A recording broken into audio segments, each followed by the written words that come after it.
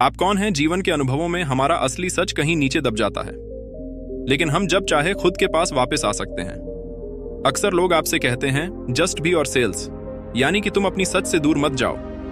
लेकिन अगर हमें यही नहीं पता कि हमारा सच है क्या, तो यह बातें हमारे लिए किसी काम की नहीं है। अब सोचिए कि अगर आपको कभी किसी ने दर्द दिया ही नहीं होता, आपके बारे में कुछ कहा ही नहीं होता, तो फिर आप कैसे होते? कहने का मतलब है कि आप अपने ट्रॉमा के बिना कैसे होंगे। ये सच है कि हमारी मुसीबतों का जिंदगी में एक अहम रोल रहा है, क्योंकि आप जो भी है, जैसा फील करते हैं और जो आपके बिलीफ है, सब कुछ उस ट्रॉमा से जुड़ा हुआ है। मगर यह भी सच है कि हमारा अपनी ट्रॉमा के साथ एक स्वस्थ रिश्ता कायम हो सकता है। ट्रॉमा की वजह से हमारे अंदर हिम्मत आती है, हम दूसरों का दर्द समझ पाते हैं, जिंदगी की कद्र कर पाते हैं, अच्छे पलों को खुलकर जी पाते हैं, क्योंकि वो पल हमें दुख के एहसास के बाद मिल रहे हैं। हमारा असली सच हमेशा हमारे साथ होता है। आपकी जिंदगी में कुछ भी हुआ हो, वह नेचुरल खुली बेरियम मौजूद था और अभी भी मौजूद है। उस शक्ति की मदद से आप चूज कर सकते हैं कि किसी भी परिस्थिति में आप किस तरह से रिएक्ट करेंगे, सदमे के चश्मे से या ज्ञान के चश्मे से। सदमे की वजह से हम अपने चारों तरफ दीवार खड़ी कर लेते हैं ताकि कोई हमें डर या तकलीफ दे ही न सके। मगर हीलिंग का मतलब है चुनाव करना। जब कभी कोई आपसे कुछ ऐसा करें जिसे सुनकर आपको बुरा लगता है, तो आप रुके और सोचें, क्योंकि उन्होंने अपनी बात से आपके अंदर की दबी चोट को जगाया है। इस ज्ञान के साथ अब आप उन्हें क्या जवाब देना चाहेंगे, ये सोचते हुए रिस्पॉन्स दीजिए। उस वक्त खुद को अपने नए बिलीफ के बारे में याद दिलाए। बार बार यह करने से नया बिलीफ हमारे जीवन का हिस्सा बन जाता है। देयरफॉर अग्रीमेंट नाम की एक जानी मानी किताब है। इस किताब में दूसरा अग्रीमेंट है, किसी भी बात को मिली ना लेना, यानी कि जो भी आपको दुख देने की कोशिश करता है, खुद अंदर से दुखी होता है, उसकी बात को मन से ना लगाएं। अब दूसरे को वही दे सकते हैं जो आपके पास खुद मौजूद है।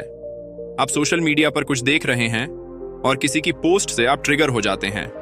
आप किसी और की लिखी या कही हुई बात पर कुछ बुरा लिख देते हैं, जिससे आपकी वाइब्रेशन नीचे चली जाती है।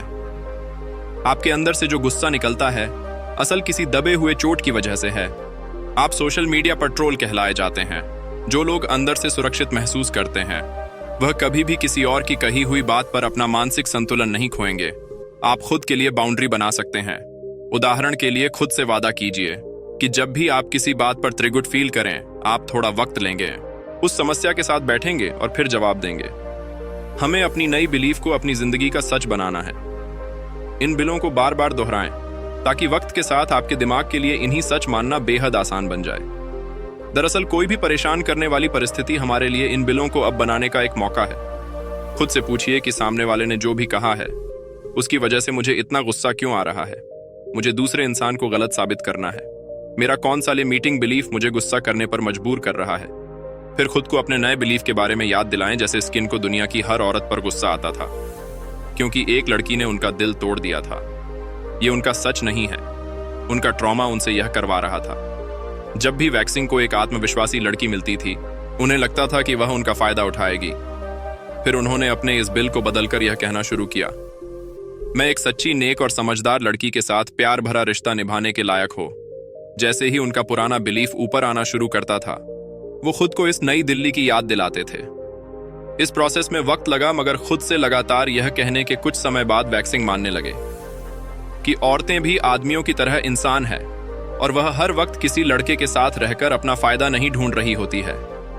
उपनिषद के मुताबिक हम यूनिवर्स, भगवान या ऊपर वाले से हर वक्त जुड़े होते हैं। हम वहीं से आते हैं और वहीं वापस भी चले जाते हैं। इसी चीज को समझाने के लिए वैक्सिंग के गुरु ने उन्हें एक कहानी सुनाई थी। दो लहरें किनारे की तरफ बढ़ती है। पहली लहर डरी हुई है, उसे लगता है कि किनारे तक पहुंचते ही वो टूटकर खत्म हो जाएगी। वह रोकना चाह रही है, मगर खुद को रोक ही नहीं पा रही।